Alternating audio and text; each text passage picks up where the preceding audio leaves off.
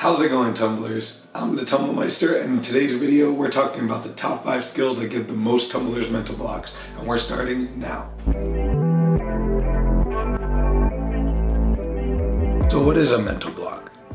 There are many definitions on what a mental block is, but in my opinion, a mental block is when your body's trying to do something, but your brain just won't allow it to. There are many various reasons on why someone would have a mental block on either a skill or on a certain type of equipment. In today's video, I'm going to give you the 5 most common skills that I believe cause the most mental blocks.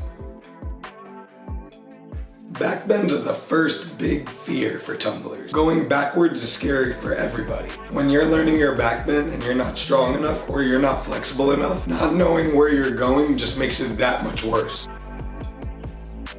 I would say that the number one correction for a tumbler on a backbend would be to look for the floor, because the body will feel a lot more comfortable once it knows where it's going. Tumblers that are doing backbends without looking at the floor are relying a lot more on their strength and flexibility, and if those two aren't good, then there's definitely going to be cause for fear.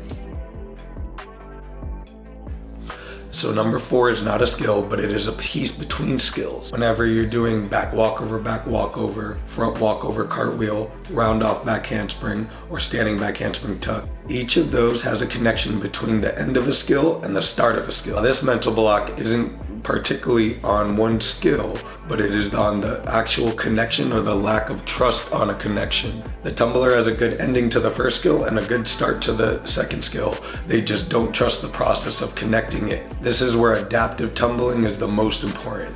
The tumbler has to be okay with good and not perfect. Trust comes down to thinking simple. If you're thinking about everything else other than where you're going and what you're doing, there's going to be cause for fear. Fulls aren't necessarily hard, but they are a skill that tumblers need to be taught correctly so that they aren't getting confused when they're in the air. A skill that is requiring you to do 2 different actions in the air, a flip and a spin. If a tumbler is not comfortable with their flip, then it's obvious that they're not going to be comfortable adding a spin to that either. Making sure that tumblers are comfortable with standing tumbling and running tumbling to tucks, and making sure that they can do tucks and layouts onto mats are a surefire way to make sure that a tumbler isn't going to have a mental block or a fear on flipping when they do their full. Fulls are usually overcomplicated. They require a flip, a spin, and a land. And everything else in between usually gets built on the process once they start learning what they're doing, from the spin, from the layout, from the flip, from all those. All the other parts get trusted more from doing the processes over and over and over again. So tucks are the first flip in a tumbler's progression. To me, it's also the first skill that I tell my tumblers that they can actually fall onto. A round off or a back handspring or even a walkover, it's really hard to fall, especially if they're using the correct technique and they're progressing the right way. Tucks are a skill that require trust for a coach and for the tumbler. An oxymoron I see a lot in tumbling too is when coaches are telling their tumblers to not do tucks or not do flips on their own, which creates a fear, and then later on when they start trying to work on those flips or they're working on the tucks that they were not allowed to do, now becomes a skill that they are having a negative connotation or a negative association with. It's okay for tumblers to kind of flip on their own, especially if they're doing it in a safe environment, on a trampoline or in an area with mats, but creating an environment where they're not allowed to try things or they're not allowed to do things on their own, it's not going to happen easier if you're making them, or if a coach is making the tumbler do it. And if a coach is waiting for them to be ready instead of the tumbler to be ready, then there's usually going to be some resistance. Timing is everything in tumbling, both when you're doing it and when you're learning it.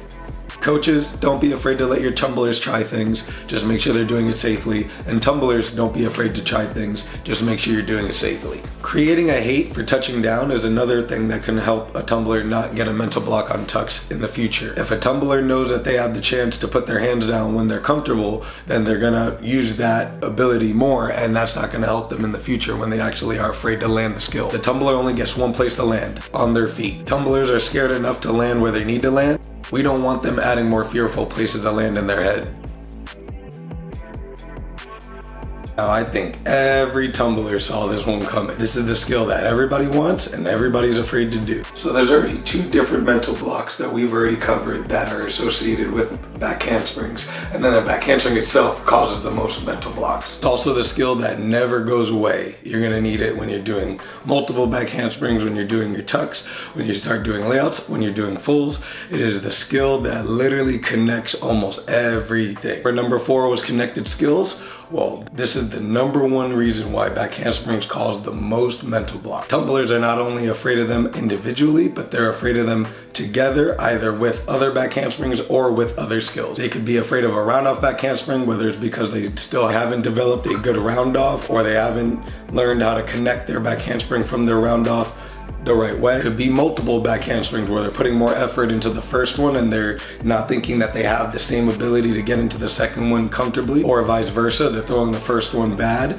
and now they don't feel that they have that ability to get into the second one because they know that that first one's not even a high quality back handspring to start with. Could be a back handspring going into a tuck or a layout because the tumbler associates the rebound with the flip instead of with the back handspring. So now they're trying to go up and into the flip in the same sequence. Teaching your tumblers how to do rebounds out of almost every skill that they do, especially out of back handsprings and round offs, is going to help them do one less thing when they start connecting it either into their flips or into their back handsprings. Associating a rebound with the end of your skill helps the tumbler distinguish that if I'm connecting into a back handspring, then I'm going to use my sit. If I'm connecting into a flip, then I'm just going to add my direction from my rebound to help me start my flip, whether it's my tuck, my layout, or a full tumble. Thank you for watching, tumblers. I hope you learned something. If you liked the video, please subscribe and I'll catch you in the next one.